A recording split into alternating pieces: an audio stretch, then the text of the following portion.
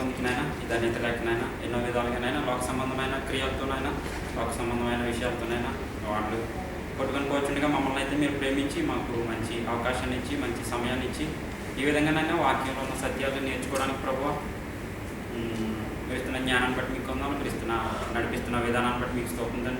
సమయంలో వాక్యం నేర్చుకుంటుండగా పరిశుద్ధాత్మక సహాయాన్ని మాకు అనుగ్రహించి నడిపిస్తారని యేసుక్రీస్తు పరిశుద్ధుని బట్టి ప్రార్థించున్నాం తండ్రి.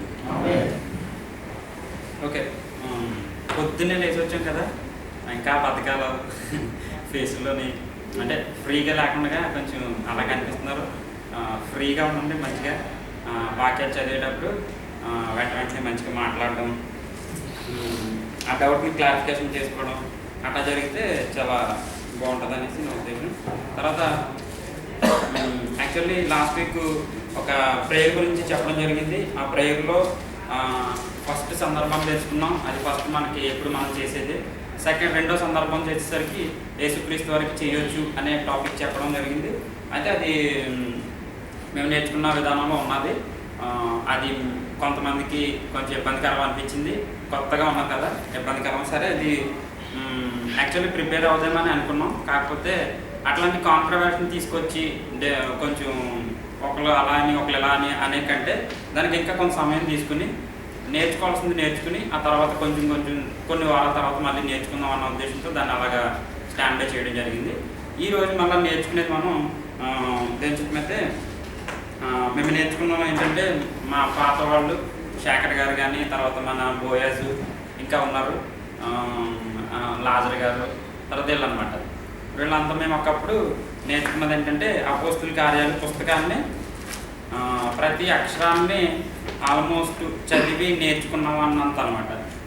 ఇవి మ్యాప్లు, అపోస్తులైన పౌలు జర్నీ సువార్త ప్రయాణాలు. ఓకేనా? అంటే మనం శిష్యులు అని చెప్పుకుంటున్నాం కదా, ఇది శిష్యత్వం అని చెప్పుకుంటున్నాం కదా. మనం అసలు మొదటి శతాబ్దంలో లేదంటే యేసుక్రీస్తు వారు ఏర్పరచుకున్న శిష్యులు ఏం చేశారు అనేది మనకి కనిపించే పుస్తకమే అపోస్తుల కార్యాలు. దేనికైతే అది నేను చెప్పాలనుకుంటున్నాను. మంచిగా ప్రజెంట్ మైండ్లో ఉండండి, తప్పకుండా ఆలోచించండి. ఆ యొక్క పుస్తకం యొక్క వివరణ అంతా తెలుసుకుని అనమాట. మ్యాప్లు, ఈ మ్యాప్లోని మాకు అప్పట్లో ఎంటీ మ్యాప్లు ఇచ్చారు, ఖాళీ మ్యాప్లు ఇస్తే మేము ఆ పేరుని గుర్తించి అపోస్తులైన పౌలు ఖత్తర్లో అనుకోండి, అపోస్తులైన పౌలు మదీనా ఖలీఫాకి వెళ్ళి వాక్యం ప్రకటించాడు. ఆ తర్వాత అక్కడి నుంచి గరాఫా వెళ్ళాడు, గరాఫా నుంచి మళ్ళీ రయాన్ వెళ్ళాడు. ఒకవేళ మదీనా ఖలీఫా నుంచి గరాఫా వెళ్ళేటప్పుడు మధ్యలో ఎవరిని కలిశాడు, గరాఫా నుంచి రయాన్ వెళ్ళేటప్పుడు మధ్యలో ఎవరిని కలిశాడు. చూస్తున్నారా? ఇలా ఉంటుంది అనమాట. అంటే జర్నీ. ఇప్పుడు స్టీఫెన్ గారు ఇంటికి వెళ్ళారు, ఏ ప్రాంతాలు వెళ్ళాడు ఆయన, వెళ్తున్నారు కదా, తిరుగుతాడు. కరీంనగర్ వెళ్ళారు ఫస్ట్, అక్కడ వాక్యాన్ని ప్రకటించారు. అక్కడ ఎంతమంది సహోదరులను కలుసుకున్నారు, కొత్త వాళ్ళని. ఈయన చెప్పిన విధానం ఎలా వాళ్ళకి నచ్చింది, అక్కడ ఎంతమంది రక్షింపబడ్డారు. చూస్తున్నారా? ఇలాంటిది ఇట్లాగా అపోస్తల కార్యాల పుస్తకం అంతా మనకి ఇలాంటి విషయాలన్నీ కూడా మొదటి శతాబ్దంలో లేదంటే యేసుక్రీస్తు వారు ఏర్పరచుకున్న శిష్యులు చేసిన పనులే అపోస్తలుల కార్యాలు. దేవుని చేతి మీద అది చెప్పాలని ఆశపడుతున్నాను. దేవుడు మనకి మంచి సహాయం అనుగ్రహించేలాగా ప్రార్థనాపూర్వకంగా మనం వినాలని నేను కోరుకుంటున్నాను. సరే, అపోస్తల కార్యాలు హెడ్డింగ్ పెట్టుకోండి, రాసుకోండి. చక్కగా మంచి క్వశ్చన్స్ అడిగితే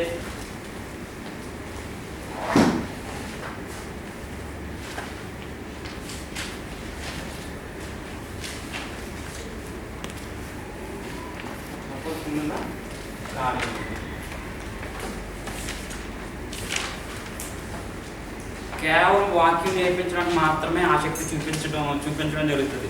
నవ్వించడానికి, ఏదో సరదాగా నడపడానికి ఇట్లాంటి ఛాన్సెస్ అయితే మనకి ఇక్కడ ఎక్కడ కనపడవు. అంటే ఏదో మూడీగా అలా ఉండదు. వాక్యం నేర్చుకునే ఆనందాన్ని చూపించండి తప్పకుండా. ఆ ఫీల్ అపోస్తల కార్యాలు. అపోస్తలులు అంటే అర్థం ఏంటి? బోయజు. నేను అడిగిన క్వశ్చన్స్ మాత్రం ఎవరైతే అడిగితే వాళ్ళే చెప్పండి. అడగని వాళ్ళు మాత్రం మీకు ఏదైనా డౌట్ అయితే మాట్లాడండి, కానీ వేరే విషయంలో మాత్రం ఆన్సర్ మాత్రం చెప్పండి. బోయజు. అపోస్తలులు అర్థం ఏంటి? తొందరగా ఎందుకు కనబడిన వాడు?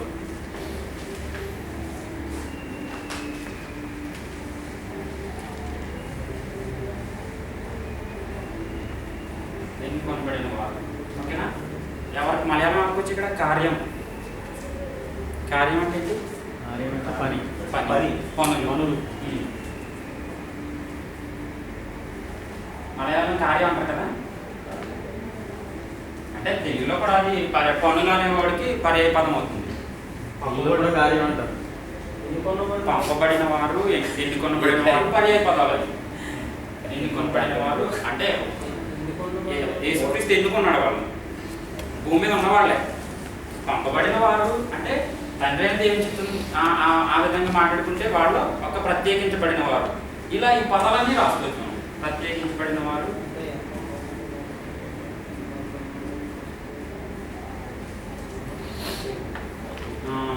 పంపబడిన వారు, ఇట్లా. కాకపోతే ఈ పదాలన్నింటిలో మనకి ఆ వ్యక్తుల యొక్క ఇంపార్టెన్స్ కనపడుతుంది మనకి. ఓకేనా? ఈ విధంగా మనం ఈ పదం తీసుకున్నా, ఈ పదం తీసుకున్నా, ఈ పదం తీసుకున్నా, ఆ వ్యక్తుల యొక్క ఇంపార్టెన్స్ మనకి కనిపిస్తుంది. అంటే వీళ్ళు ఒక కామన్ మామూలు వ్యక్తులు కాదు, ఒక ప్రత్యేకింపబడ్డారు క్రీస్తు కొరకు. క్రీస్తే వాళ్ళని అపాయింట్ చేశారు ఈ విధంగా. అయితే ఈ కార్యములు, అపోస్తుల కార్యములు, ఎన్నుకొనబడేవారిన పనులు, వీళ్ళు చేసిన పనులే ఈ అపోస్తుల యొక్క మొత్తం టోటల్గా పుస్తకంలో మనకు కనిపించే వాళ్ళు చేసిన పనులు మనకి అన్ని కనిపించడం జరుగుతుంది అక్కడ. ఓకేనా? మేబీ అర్థమైంది అనుకుంటున్నాను. ఆ యొక్క పుస్తకం యొక్క పేరు ఆ పేరుకి సంబంధించిన అర్థం. ఏ పుస్తకం తీసినా ఆ పుస్తకానికి ఒక అర్థం ఉంటుంది. ఆది కాండము, ఆది ప్రారంభము అనే అర్థాన్ని చూపిస్తుంది మనకి. నిర్గమకాండము, ఆగమనం, నిర్గమనం, తిరుగు ప్రయాణం. నిర్గమ అంటే తిరుగు ప్రయాణం. ఇశ్రాయేలీలు ఐగుప్తులో నుండి ఇశ్రాయేల్ దేశానికి తిరుగు ప్రయాణం, నిర్గమకాండం. చూస్తున్నారా? తర్వాత సంఖ్యాకాండం, ఇశ్రాయేలీల యొక్క సంఖ్య, జనాభా లెక్కలు జరుగుతున్నాయి. చూస్తున్నారు? ప్రతి పుస్తకానికి ఒక అర్థం ఉంటుంది అనమాట. ఆ పేరేంటి అనేది మనం తెలుసుకునే ప్రయత్నం చేయాలి. ఇంకా ఇక్కడ మనం ఈ ముగ్గురిని చెప్పుకోవాలనుకుంటే ఒక్కటే అంటాం, మనం ఏమంటాం? శిష్యులు. అవునా? ఈ ముగ్గురిని కలిపి మనం శిష్యులు అంటాం. చూస్తున్నారా? వీళ్ళు ఈ శిష్యులు చేసిన పనులన్నీ కూడా మనకి అపోస్తుల కార్యాల్లో కనపడుతుంది. ఓకే, ఈ అపోస్తుల కార్యాన్ని ఎవరు రాశారు? ఎవరు చెప్పొద్దు, నేను అడిగిన వాళ్ళు మాత్రమే చెప్పండి. ఎవరు రాశారు?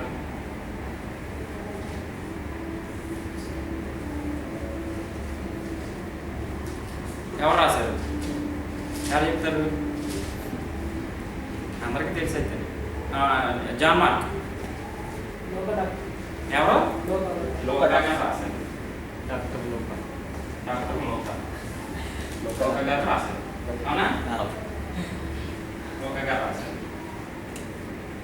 లోకా గారు రాశారు అనడానికి ఆధారం ఏమైనా చెప్తారా? అడిగిన వాళ్ళే చెప్పండి. లోకా గారు రాశారని చెప్పడానికి యెహోషువ గారు లోకా గారే రాశారని చెప్పడానికి ఏమైనా ఆధారం చెప్తారా? మంచి టైం ఉంది, ఫ్రీగా నేర్చుకోవడానికి ట్రై చేయండి. దేవుడి మంచి సమయం, చాలా టైం ఉంది. టైంకి పడిపోయి ఓవర్కౌట్గా ముందుకెళ్ళిపోవడం కాదు. ఈ వేళ ఎంత నేర్చుకుని మనం బయటకు వెళ్ళమన్నది చాలా ఇంపార్టెంట్ మనకి. చెప్తున్నారు, చూస్తున్నారా? అపోస్తుల కార్యాలు లోకా గారు రాశారన్నారు. అందరికి ఎగ్రీ ఇది? అందరికి ఎగ్రీ అంటే అది ఎలాగా అనేది మాత్రం మనం తెలుసుకోవాల్సిన అవసరం ఉంది. కాబట్టి మొదటి వచనంలోనే ఓ థియోఫిలా, మొదటి వచనం అపోస్తుల కార్యాలు రాసుకునేటప్పుడు పెట్టుకుని ఇట్లా డాట్స్ పెట్టుకుని కార్యం పెట్టుకుంటే ఆ ఊడంతా రాయాల్సిన అవసరం లేదు. అప్పుడు తెలిసిన వాళ్ళని బట్టి సంతోషిస్తూ తెలియని వాళ్ళ కోసం చెప్తున్నాను. ఓకేనా? 1వ అధ్యాయము 1వ వచనం.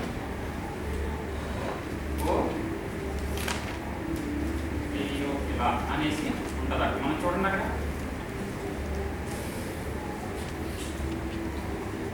థెయోఫిలా. లోకా గారు ఈ థెయోఫిలా అనే వ్యక్తికి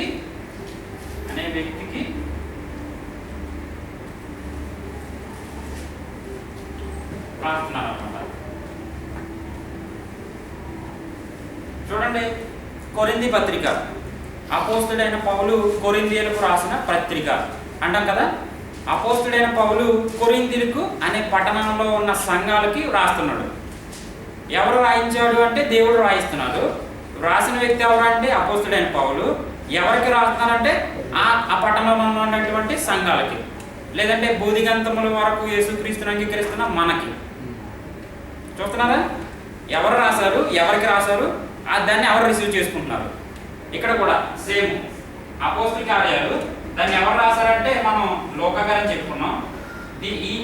ఈ లూకా గారు ఎవరికి రాశారంటే ఓ థెయోఫిలా, అంటే ఒక థెయోఫిలా అనే పేరు కలిగిన వ్యక్తికి రాస్తున్నాడు. ఇంకా చెప్తాను ఆ వ్యక్తి ఎవరు ఏంటి అన్నది, ఓకేనా? అనే వ్యక్తికి ఈ లూకా గారు ఈ వ్యక్తికి రాయడం జరుగుతుంది ఇక్కడ, ఓకేనా? క్లారిటీ వచ్చిందా? పుస్తకం పేరు తెలుసుకున్నాం, పుస్తకం పేరులో ఉన్న అర్థం తెలుసుకుంటున్నాం, ఆ తర్వాత ఆ పుస్తకాన్ని ఎవరు రాశారనేది తెలుసుకుంటున్నాం, ఆ పుస్తకం ఎవరికి రాస్తున్నారు అన్నది మనం తెలుసుకునే ప్రయత్నం చేస్తాం, ఓకేనా? అంటే క్వశ్చన్స్ ఏమి రావట్లేదు, నేను ఇంకా ముందు అడుగుతారు అనుకుంటున్నాను నేను. ఎవరు మాట్లాడతారు?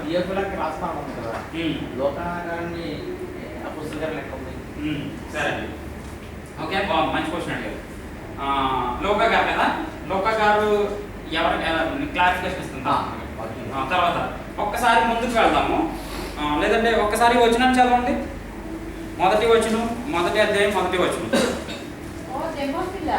యేసు తాను ఏర్పరచుకున్న అపొస్తలులకు పరిశుద్ధాత్మ ద్వారా ఆజ్ఞాపించిన తరువాత ఆయన పరమునకు చేర్చుకొనబడిన దినము వరకు ఆయన చేయటమును బోధించటమును ఆరంభించిన వాటినన్నిటిని గురించి నా మొదటి గ్రంథమును రచించి తిని. నా మొదటి గ్రంథము, ఇది రెండో గ్రంథము. నా మొదటి గ్రంథం అంటే రచయిత మాట్లాడుతున్నారు, అక్కడ దేవుడు మాట్లాడుతున్నారు. నా మొదటి గ్రంథం ఇది ఈ అపోస్తుల కార్యాల పుస్తకం, నా రెండో గ్రంథం ఇది, ఓకేనా? మనం లూకా గారు రాశారనుకుంటున్నాం, ఇందులోనే చెప్తున్నాము. అయితే ఈ లూకా గారు మొదటి గ్రంథం ఏంటి? లూకా సువార్త, ఓకేనా? ఇది ఇది. సరే, ఒకసారి ఇంకా ఈ వచనంలో ఇంకా క్లారిటీ ఉంది. రెండో వచనంలో ఉంది, తరువాత ఆయన పరమునకు చేర్చబడిన దినము వరకు ఆయన భూమి మీద పుట్టారు, పెరిగారు, పరిచర్య చేశారు, అనేక ఆత్మలను రక్షించారు, శిష్యులను తయారు చేశారు.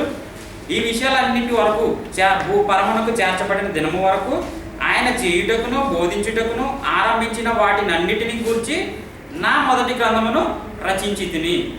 అంటే ఆయన పుట్టుక నుండి ఆయన చనిపోయి తిరిగి లేచి సమాధిని గెలిచి మళ్ళీ తండ్రి వరకు చేరే వరకు ఆయన ఏ పుస్తకంలో రాశారు? నా మొదటి పుస్తకం లూకా సువార్త.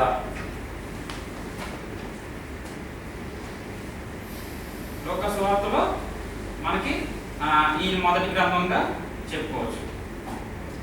ఇంకా ఇదొక పాయింట్, ఆయనే రాశాడు అనడానికి మనకి ఇదొక పాయింట్. ఇంకా కొన్ని పాయింట్లు వచ్చిన తర్వాత అప్పుడు కన్ఫర్మ్ అవుతుంది, ఎస్ లూకా గారు రాశారు, ఓకేనా? లూకా సువార్తలో ఆయన మొదటి గ్రంథంగా చెప్పుకోవచ్చు. ఇది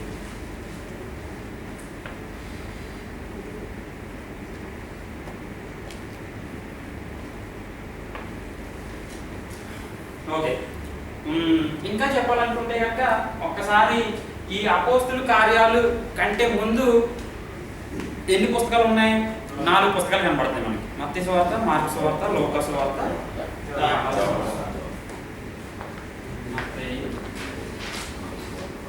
మార్కు, లూకా,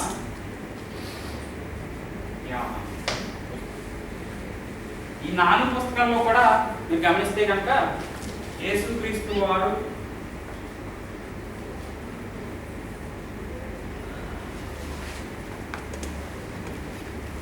పుట్టుక నుండి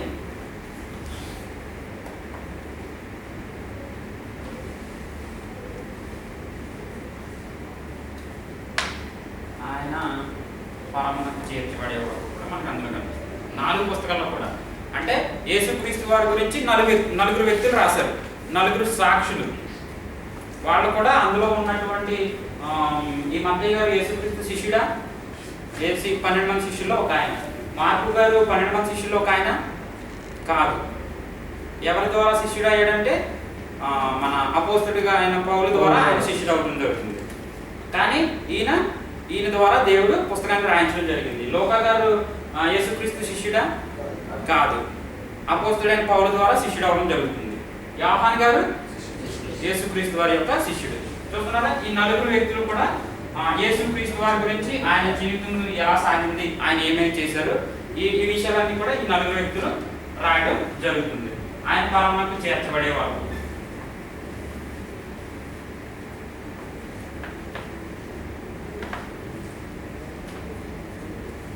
ఓకేనా, మనకు ఈ పుస్తకంలో కనపడుతుంది. మరి ఆయన పరమానికి వెళ్ళిపోయారు, పరలోకానికి తండ్రి దగ్గరికి చేరిపోయారు ఆయన. మరి ఇప్పుడు భూమి మీద ఎవరు చేస్తున్నారు? ఇప్పుడు భూమి మీద చేసేది అప్పటి నుంచి ప్రారంభమైనటువంటి యేసుక్రీస్తు వారు పరలోకానికి చేర్చబడిన తర్వాత మీరు యెరూషలేం పట్టణాన్ని విడిచి వెళ్ళొద్దు, మీరు వాక్యాన్ని ప్రకటించాలి. అపోస్తలుడైన పౌలు ఎవరు మన పేదరి గారు ఏం చేస్తారు తెలుసా? ఈయన సిలువ వేయబడి పరలోకం చేర్చిపోయిన తర్వాత మళ్ళీ సముద్రంకి వెళ్ళిపోయి మళ్ళీ చేపలు పట్టడం ప్రారంభిస్తాడు. మళ్ళీ అక్కడ దేవుడు అద్భుతాన్ని చూపించే వాళ్ళకి ఆ చేపలు దొరకకపోతే అప్పుడు లేదు మీరు అలాగా వెనక్కి తిరిగి వెళ్ళడానికి వీల్లేదు అనేసి మళ్ళీ వాళ్ళని వాక్యంలోకి నడిపించడం జరుగుతుంది. అక్కడ పరలోకానికి చేర్చబడేవాడు. అయితే ఇది ఈ 4 పుస్తకాలనేమో క్రీస్తు వారి జీవితాన్ని తెలియజేస్తుంటే, క్రీస్తు వారు పరలోకానికి చేర్చబడిన తర్వాత అపోస్తలుల కార్యాలు మనకి తెలియజేస్తుంది. ఆయన పరలోకానికి చేర్చబడిన తర్వాత ఇక్కడ మనకి ఈ విషయాలన్నీ కూడా ఇక్కడ తెలుస్తున్నాయి. ఓకే ఒక్కసారి ఈ లూకా గారి గురించి చూద్దాం. ఒక్కసారి చూసుకున్నాం కదా, లూకా సువార్త 1వ అధ్యాయము 1వ వచనం. లూకా సువార్త 1వ అధ్యాయము 1వ వచనం. మంచిగా రాసుకునే ప్రయత్నం చేయండి, మంచి ఇన్ఫర్మేషన్ అది. ఘనత వహించిన తెయోఫిలా. లూకా గారి పుస్తకం అనేసి మనం కన్ఫర్మ్, ఎందుకంటే పేరు మనకు అందులోనే కనపడిపోతుంది కాబట్టి లూకా గారే రాశారు.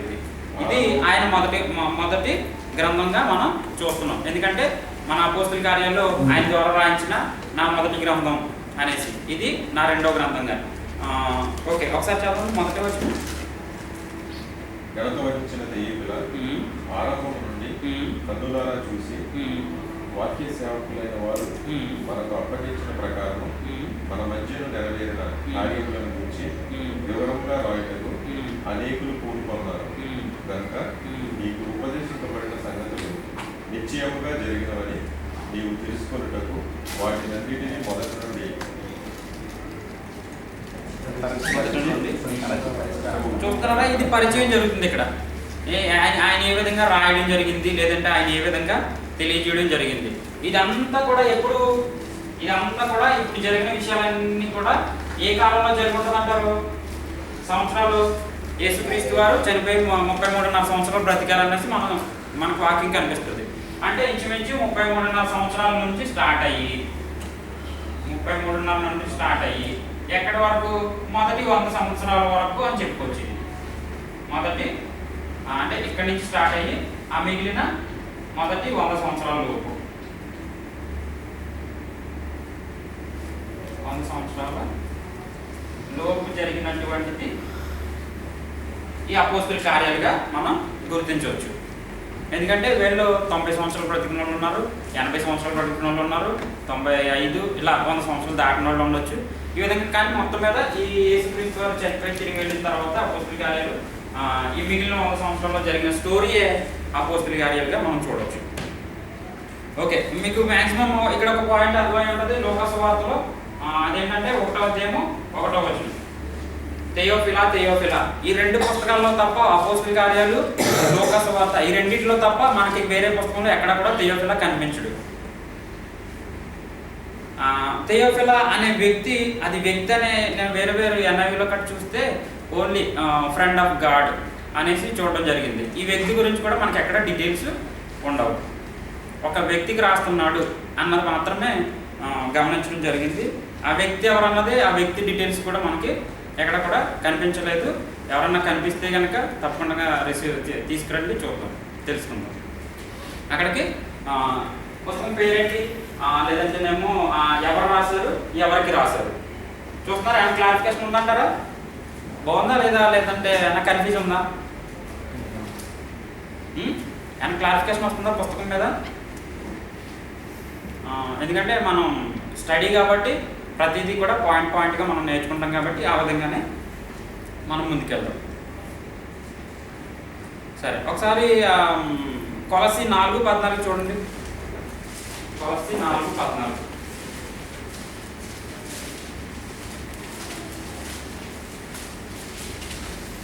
కొలస్సీ రాసిన పత్రిక 4:14.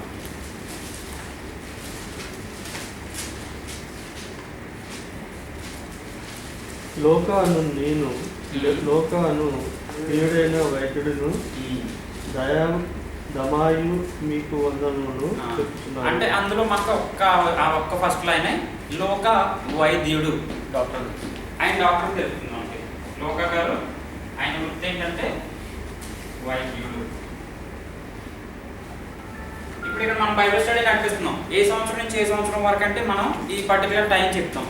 ఆ టైంలో మనం ఏం చేస్తున్నాం ఇక్కడ జాబ్ అంటే నేను చేస్తున్నాను, డ్రైవింగ్ చేస్తున్నాను. ఓకేనా? డ్రైవింగ్ చేస్తూ దేవుని నామాన్ని ఎరిగిన వాడిని క్రీస్తుని ప్రకటించడంలో ఈ విధంగా ఉంటున్నాను. ఈ విధమైన పరిచయమే మన లోక గారి పరిచయం. ఇంకా ఈయన ఎవరికి పౌలు గారికి పరిచయస్తుడిగా మనకు కనపడుతుంది. ఎక్కడంటే ఐ థింక్ 20వ అధ్యాయము ఒకసారి చూడండి. 21:18 అపోస్తుల కార్యాలు 21:18.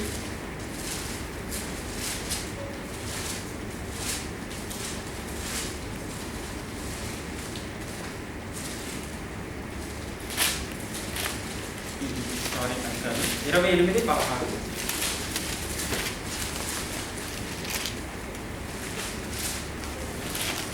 నేను రోమాకు వచ్చినప్పుడు పౌలు తనకు కావలసిన సైనికులతో కూడా ప్రత్యేకంగా ఉండటకు సెలవు పొందాను. అంటే పౌలు గారు చెప్తారు ఏమనంటే మొత్తం అందరి పేర్లు రాసుకొస్తాడు అక్కడ. ఓకే, ఆ వచనం కంటే కనుక దానికంటే కనుక ఇంకా ఈ పుస్తకాన్ని ఎవరు మన లోకా గారు రాశారు అనడానికి చూద్దాం. 20వ అధ్యాయము 5వ వచనం ఒకసారి. 20వ అధ్యాయము రాసుకున్నారు రిఫరెన్స్ అపోస్తుల కార్యాలు 20వ అధ్యాయము. మీరు ముందుగా వెళ్ళి ఏంటంటే మేము వీరు ముందుగా వెళ్ళి ఓకే త్రోయలో మా కొరకు కనిపెట్టుకుని ఉండిరి. వీరు అంటే అక్కడ ఒక టీం కనిపిస్తుందండి. అపోస్తుడైన పౌలు, శీల వీళ్ళంతా కనిపిస్తారు అక్కడ మనకి. ఓకేనా? ఆ టైంలో అక్కడ రచయిత ఏమని రాస్తున్నాడంటే వీరు మేము వెళ్ళిన వాళ్ళు మేము అక్కడే ఉండిపోయాము. చూస్తున్నారా? ఇట్లాంటి ఆధారాలు అన్నమాట. అంటే అక్కడ రచయిత మాట్లాడుతున్నాడు. చేతితో రాస్తున్నాడు కదా, తన చేతితో తన దేవుడు అనుగ్రహించిన పరిశుద్ధాత్మ సహాయంతో రాస్తున్నప్పుడు మేము ఇక్కడే ఉండిపోయాము, ఆయన మాత్రం ఇండియా వెళ్ళాడు, మేము ఖత్తర్లోనే ఉన్నాం అప్పటికి. ఇట్లాంటి ఆధారాలు కూడా మనం అక్కడ చూడవచ్చు. ఇంకా చూసుకోవాలంటే 21:18 చూడవచ్చు. తర్వాత 10 నుంచి 17 వరకు చూడవచ్చు. సందర్భాలు అన్నమాట. అంటే అక్కడ రచయితని విడిచిపెట్టి వాళ్ళు వెళ్ళటం, లోకా గారిని లేదంటే లోకా గారితో కలిసి చేయడం, ఇట్లాంటి విషయాలన్నీ కూడా మనకి అక్కడ కనిపించడం జరుగుతుంది.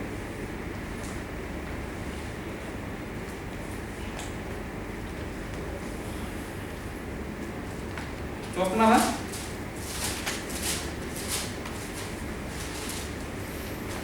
ఓకే, ఇంకా మొదటి అధ్యాయం కొద్దాం. ఆధారాలను బట్టి మనం భావించుకోవాలి. ఆధారాలు అంటే మనం తెలుసుకునే ప్రయత్నం చేస్తున్నాం కాబట్టి ఇట్లాంటివి మామూలుగా ఇలా ఇట్లాంటి పాయింట్ అది తెలుసుకోకపోతే అపోస్తలుల కార్యాలు లేదంటే థియోఫిలా ఇట్లా తెలియదు. ఇవి అక్కడిక్కడ పాయింట్లు మనం చూసుకుని అందులో అటువంటి స్టోరీని బట్టి ఆ కాలానికి మనం వెళ్ళి ఆ కాలంలో రచయిత ఇట్లా మాట్లాడుతున్నాడు, వెళ్ళిన వాళ్ళు రచయిత ఇక్కడే ఉన్నాడు. చూస్తున్నారా? ఇలాంటి ఆధారాలను బట్టి మనం ఆ యొక్క పుస్తకాన్ని వీళ్ళు రాశారు, వాళ్ళు రాశారు, లేదంటే వాళ్ళకి రాస్తున్నారు, ఇట్లాంటివన్నీ మనం గ్రహించగలగాలి. మనం ఎదుటి వాళ్ళకి చెప్పేటప్పుడు చెప్పడానికి ఈజీగా కూడా. అంటే మనకి ఎక్కడ అంటే అక్కడ దగ్గర కొలస్సీ కోసం 9:17 నుంచి చూడండి. అపోస్తలుడైన పౌలుకి ఎంతమంది అయితే ఉన్నారో అంతమంది గురించి రాసుకొస్తాడు అక్కడ. వాళ్ళు వందనాలు చెప్తున్నారు, వీళ్ళు వందనాలు చెప్తున్నారు. 4వ అధ్యాయము 9 నుంచి 17 కోసం. మీరు మా స్థితి తెలుసుకున్నట్లు మీ హృదయములను అతడు ఆదరించినట్లు అతనిని అతనితో కూడా నమ్మకమైన ప్రియ సహోదరుడైన ఒనేసిమును మీ ఒకసారి వద్దకు అండి, సారీ పంపుతున్నాను. అంటే నీకు స్పీడ్ అయిపోవాలనేసి ఇంకా ముందు 13వ వచనం చూడండి. ఇతడు మీ కొరకు లవదోకియా వారి కొరకును యూరా పోలి వారి కొరకును బహు ప్రయాసపడుచున్నాడని ఇతని గురించి సాక్ష్యం ఇచ్చుచున్నాను. లోకాను ప్రియుడైన వైద్యుడును దేమాయు మీకు వందనములు చెప్పుచున్నారు. లవోదికయలో ఉన్న సహోదరులకును నొంఫాకును, అంటే పౌలు గారితో పనిచేసిన వ్యక్తులందరినీ ఇక్కడ ప్రస్తావించడం జరుగుతుంది అనమాట. అక్కడ లోకా గారిని ప్రస్తావించాడా? ప్రస్తావించాడు.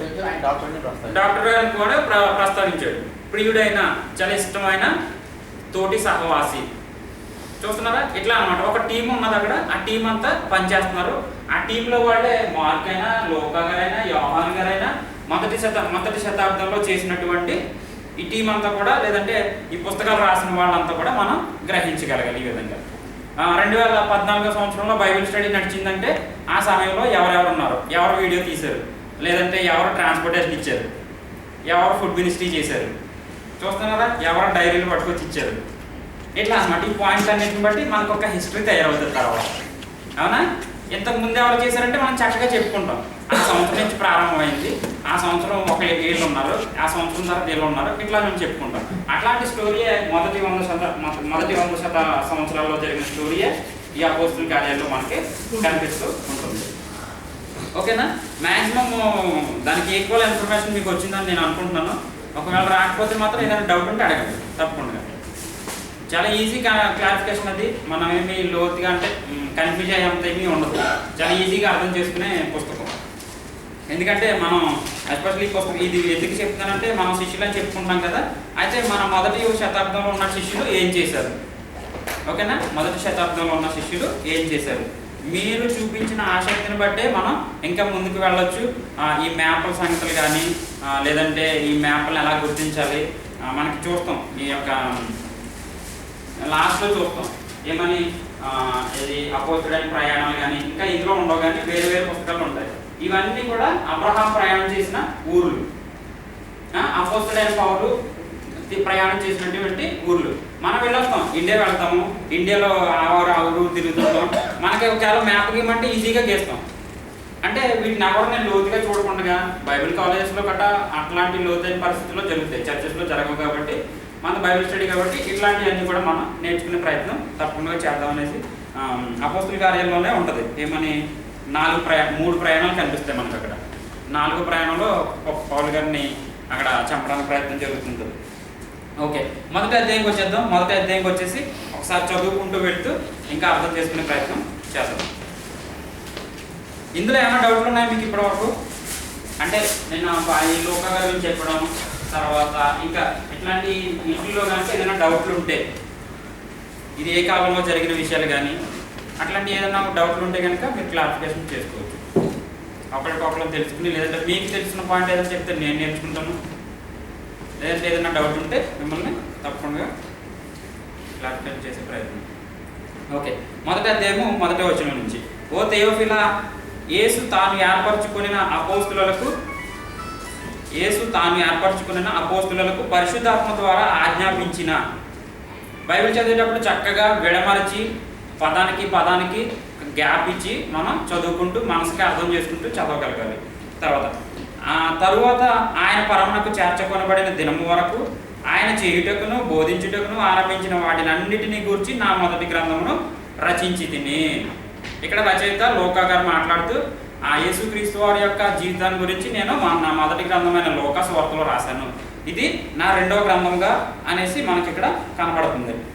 3వ వచనం, ఆయన శ్రమపడిన తరువాత 40 దినముల వరకు వారికి అగపడుచు దేవుని రాజ్య విషయములను గురించి బోధించుచు అనేక ప్రమాణములను చూపి, ప్రమాణములు అంటే ఫుట్నోట్లు ఉంటుంది, రుజువులు, ఆఖరి లైన్లో ప్రమాణములు చూపి వారికి తాను సజీవులుగా కనపరుచుకునేను.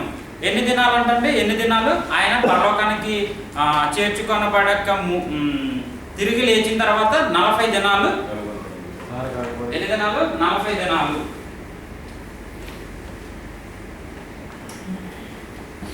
వారికి కనపడుతూ ఉన్నారన్నమాట. ఎవరికి? శిష్యులకి.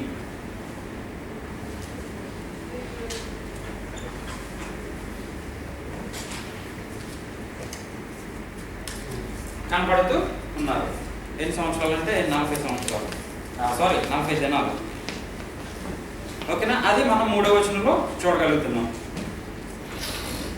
ఎందుకు కనబడారు అంటే వాళ్ళు ఇంకా అంటే ట్రైనప్ చేశారు, ట్రైనింగ్ చేసి వెళ్ళారు, ఇంకా మీరు కంటిన్యూ అవ్వాలి, ఇక్కడి నుంచి మీరు వెళ్ళడానికి వీల్లేదు అనేసి